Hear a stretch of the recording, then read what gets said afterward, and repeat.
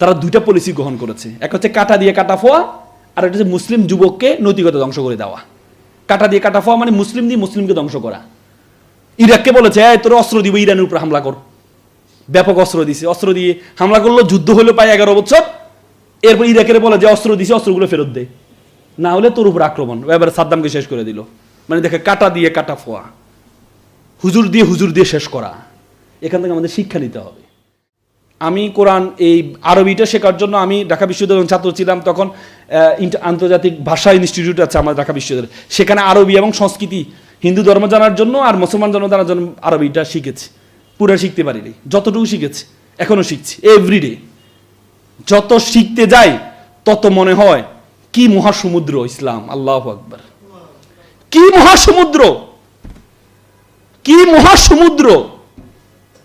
Bible, আজকে যে খ্রিস্টান নিয়ে কথা হচ্ছে, বাইবেলে বলেছে প্রথম আবিষ্কার হয়েছে কি? আলো। বাইবেলে বলেছে প্রথম আবিষ্কার হয়েছে কি? আলো।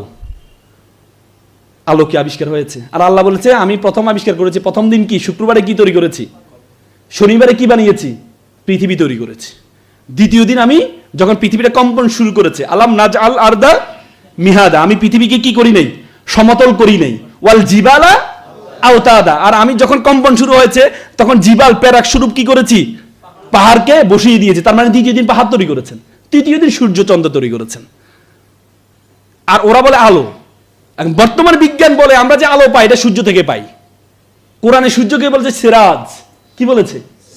কি সিরাজ মানে হচ্ছে টর্চ লাইট, যেটা থেকে আলো বের হয়। আর চাঁদকে বলেছে মনির। মনির মানে কি? যে অন্য থেকে আলো নেই। তার মানে এখন বর্তমান বিজ্ঞান বলে চাঁদের নিজস্ব কোনো আলো নেই, চাঁদ আলো নেই কোথায় থেকে? সূর্য থেকে। তাহলে বাইবেলে যে বলেছে প্রথমে আলো, আলোটা আসলো কোথায় থেকে? তাহলে বিজ্ঞানের সাথে সাংঘর্ষিক নাকি বৈধ? কি সাংঘর্ষিক? এটা কি বুঝাইতে হবে না? এটা কি বুঝাইতে হবে না? যারা খ্রিস্টান হচ্ছে, যারা খ্রিস্টান দিকে চলে যাচ্ছে তাদেরকে বুঝাইতে হবে না যে তোমার বাইবেল কি সঠিক? তোমার বাইবেল কি সঠিক? এটা কি আপনি এমনি বললে হবে? না না না, আমাদের কোরআন হচ্ছে সর্বশেষ, এটাই মানতে হবে, এ কথা বললে হবে? আল্লাহ তো বলেছে উদু ইলা সাবিলি রাব্বিকা বিল হিকমা, তোমাকে হিকমতের সহকারে দাওয়াত দিতে বলছে। আপনাকে বলে না কি নরমাল ওয়াইতে আপনি বলবেন সেটা বিশ্বাস করে নিবে? আল্লাহ কি বলেছে? হিকমা। হিকমা মানে কি? সায়েন্টিফিক ওয়াইতে আপনাকে দাওয়াত দিতে হবে। তারা সায়েন্টিফিক ওয়াইতে দাওয়াত দেয়, আর আমরা বলি এই না মুসলমান থাকো, মুসলমান থাকো, জান্নাত পাবা, জান্নাত পাবা। আর তারা তাদেরকে বুঝিয়ে বুঝিয়ে নিয়ে আসে। কিন্তু আপনাকে তো কম্পারেটিভ ডিফারেন্সটা তৈরি করে নিতে হবে। বাইবেলের সাথে কোরআনের সাথে কি পার্থক্য? গ্যালিলিও নাম শুনেছেন না?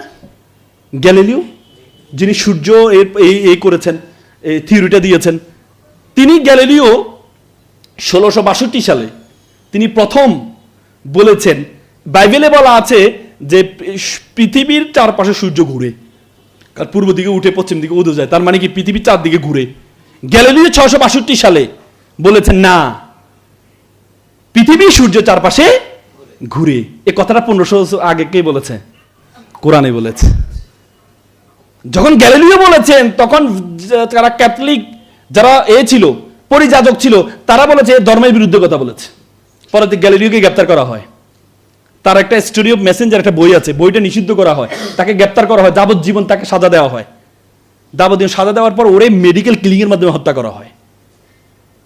বাংলাদেশে কি এরকম হয় নাই? হয়েছে কিনা? যাবজ্জীবন দেওয়া হয় নাই?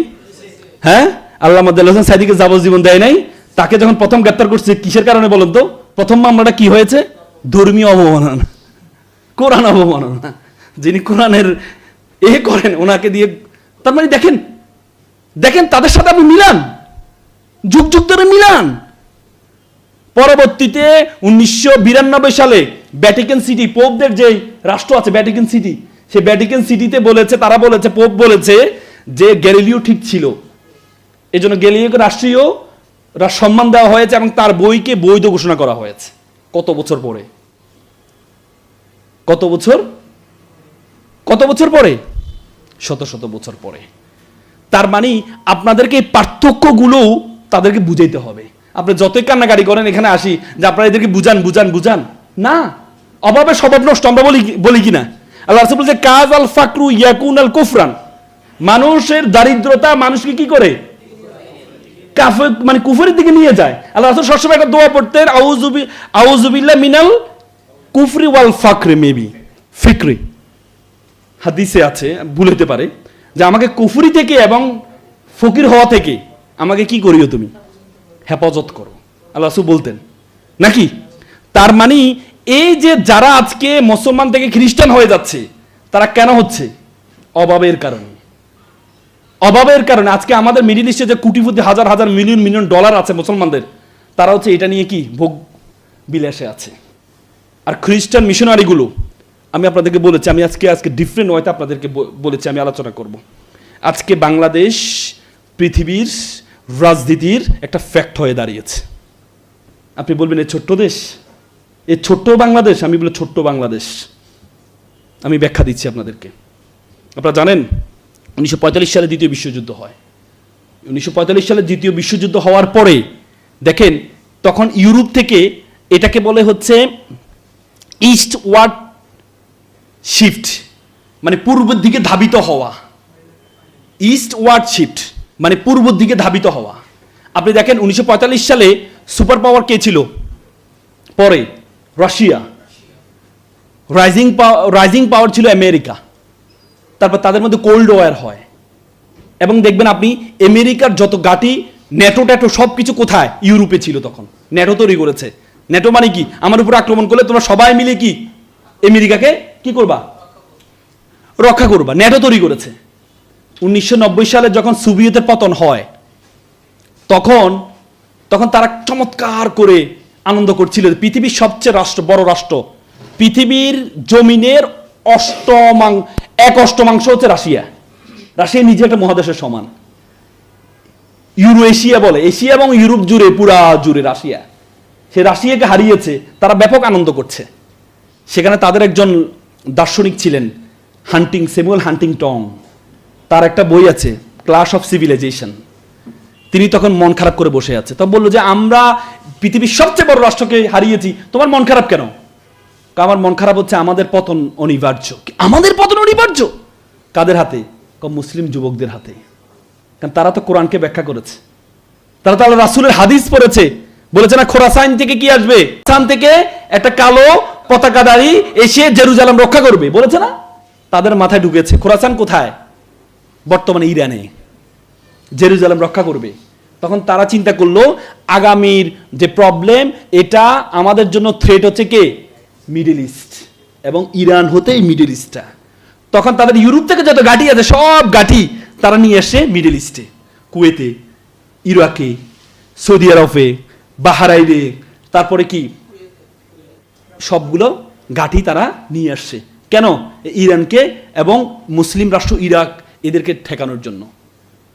তখন ওয়ার অন টেররিজম শুরু করেছে তারা। আলেম দিয়ে আলেমদেরকে শেষ করা, আলেম দিয়ে আলেমদেরকে শেষ করবে, কাঁটা দিয়ে কাঁটা ফোয়া। এটা আমাদের দেশেও চলমান, কিন্তু আমাদেরকে সেখানে সচেতন থাকতে হবে যে আলেম দিয়ে আলেমকে শেষ করা। এ বলবে এ দোয়ালিন বলে, এ জোয়ালিন বলে, এই হাত উপরে উঠায়, এই নিচে নামায়, এ দাড়ি ছোট, এই দাড়ি বড়, এগুলো বলে বলে আলেম দিয়ে আলেমদেরকে শেষ করবে। সেটা তারা শুরু করেছে। আইএস প্রতিষ্ঠা করেছে তারা, এবং আইএস এর সিম্বল দিয়েছে কালো পতাকা। তার মানে মুসলমান যখন কালো পতাকা ধারণ করবে তখনই বলবে এরা হচ্ছে জঙ্গি। দেখেন, শত শত মুভি তারা তৈরি করেছে, শত শত মুভি আইএস নিজেরা তৈরি করেছে, নিজেরা ধ্বংস করেছে। শেষে দিয়ে আমাদের মুসলিম যে কালো পতাকাটা, লা ইলাহা ইল্লাল্লাহ যে পতাকাটা, এই পতাকাটাকে কি বিতর্কিত করে দিল। আপনি বাংলাদেশে কালো পতাকাটা নিয়ে হাঁটেন, কালকে আপনি গ্রেপ্তার হবেন। হাঁটেন না, পারবেন? আজকে এখানে একটা কালো পতাকা রাখতেন, আপনি প্রোগ্রাম করতে পারতেন না। তার মানে কি? দেখেন তারা কি করেছে।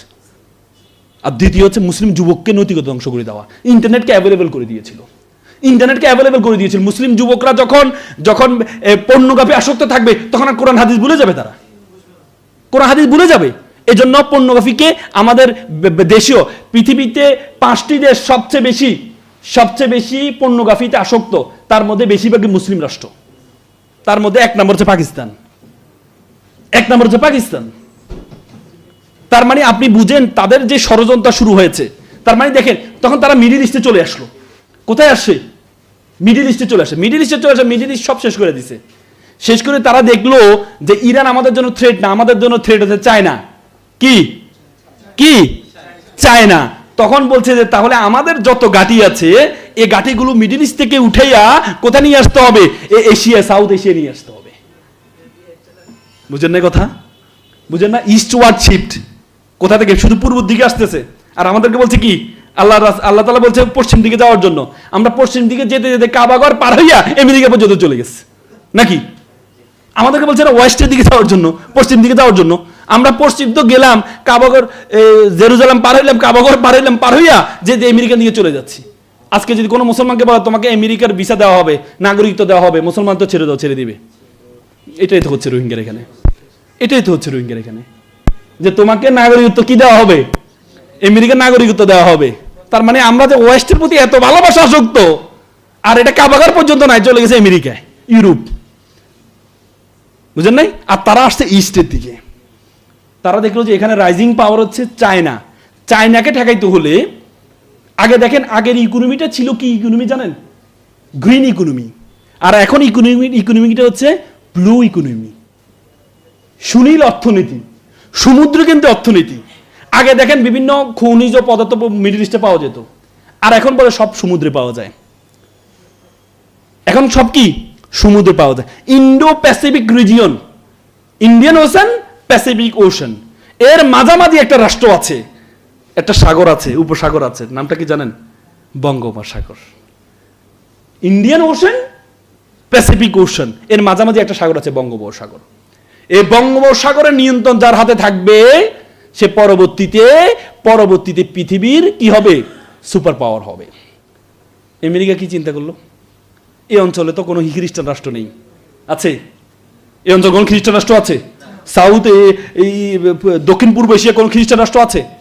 হ্যাঁ, দক্ষিণ এশিয়ায় আছে। এশিয়ায় 6টা রাষ্ট্র আছে।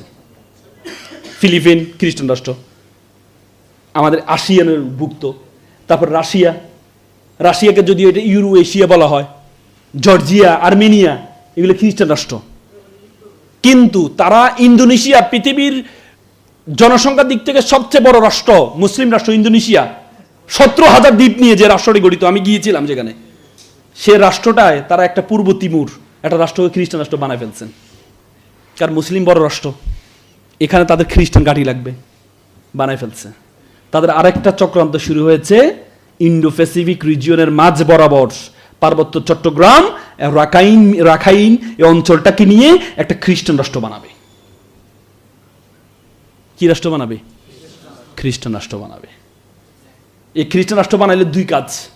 এক কাজ হচ্ছে তাদের ধর্মীয় দিক থেকে একটা কাজ হলো, তারা কিন্তু আমেরিকা কিন্তু কোনো জায়গায় এক চিন্তায় যায় না, ডাবল চিন্তা যায়। তাদের অর্থনৈতিক সুবিধা হইতে হবে, তার ধর্মীয় সুবিধা হইতে হবে। বলে যে এরা হচ্ছে ধর্মনিরপেক্ষ রাষ্ট্র। কে বলেছে? আমেরিকার প্রেসিডেন্ট যখন শপথ গ্রহণ করে, বাইবেল উপরে হাত রেখে শপথ গ্রহণ করে, আর আপনি বলেন ধর্মনিরপেক্ষ। ভারতের রাষ্ট্র ধর্মনিরপেক্ষ রাষ্ট্র? মোদি ধর্মনিরপেক্ষ? হ্যাঁ, ধর্মনিরপেক্ষ?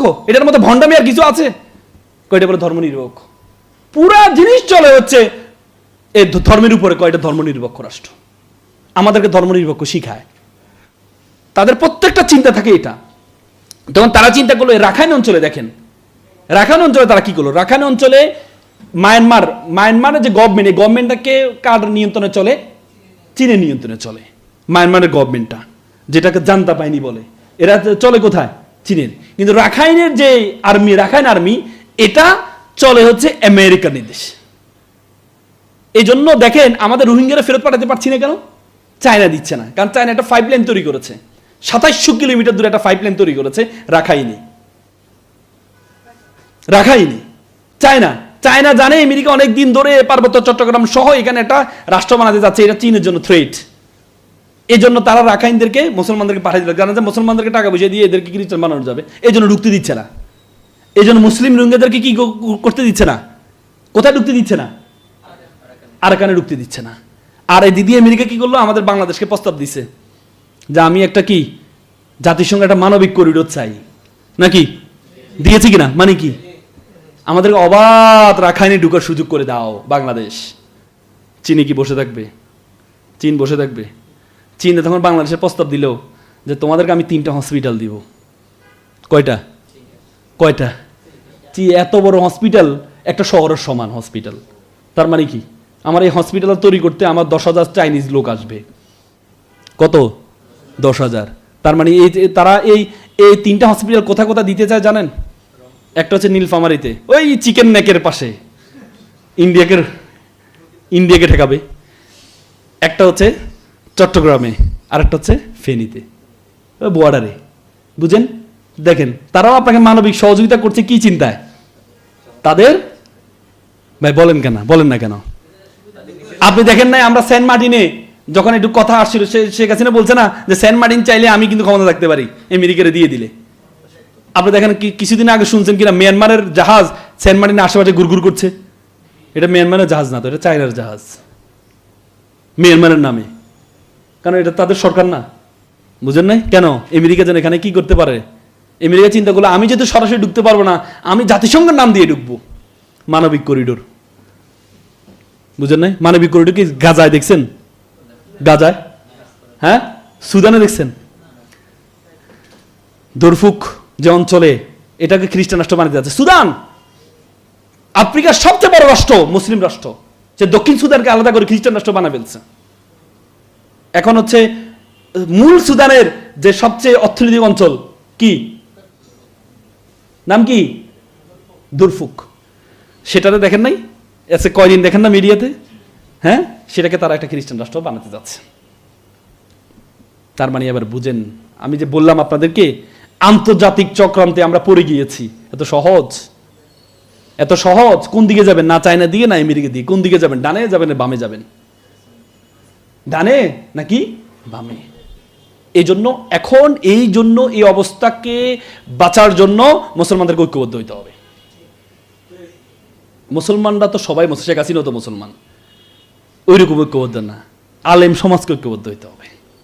আজকে বেশিরভাগ বাংলাদেশের মানুষ হচ্ছে ধর্মভীরু, বেশিরভাগ বাংলাদেশের মানুষ। কিন্তু আমাদের আলেমরা এদের মধ্যে পার্থক্য তৈরি করে রাখছে। আমাদের আলেমদের কারণে ওনারা বুঝে না কোনটা আসল ধর্ম। আজকে আসাদ আব্দুল্লাহ শুনছেন না? বলতে জামাত ইসলাম কি ইসলামী দল? এটা প্রশ্ন করে দিল। এটা আন্দোলন যখন করছে সব প্রোটেকশন দিয়েছে তারা, সর্বশেষ পর্যন্ত যখন এই বিএনপি ঝামেলা করে তখন প্রোটেকশন দিয়েছে। আর এখন বলে জামাত ইসলাম কি ইসলামী দল? মানে বেঁচে গেলে সব শেষ। তার মানে কি? এই ঢুকে দেওয়া হয়েছে। করো তোমরা এই কাজগুলো, করো তোমরা, এগুলো করো তোমরা। এই হুজুরদের মধ্যে, মানুষের মধ্যে ধারণা দিয়ে দাও এটা না। মানুষের মধ্যে তোমরা, আমাদের ভারতীয় মহাদেশের সেরা এই মঙ্গল সম্রাট ছিল জাহাঙ্গীর, সম্রাট জাহাঙ্গীরের কাছে একজন হিন্দু মহিলা আসলেন। সম্রাট, আমার ছেলে আপনার সেনাবাহিনীতে যোগদান করেছে, কিন্তু প্রতিদিন রাত্রে একটা ছেলে এসে আমার ছেলের বউকে কি করে? দর্শন করে। আপনি এটার বিচার করবেন।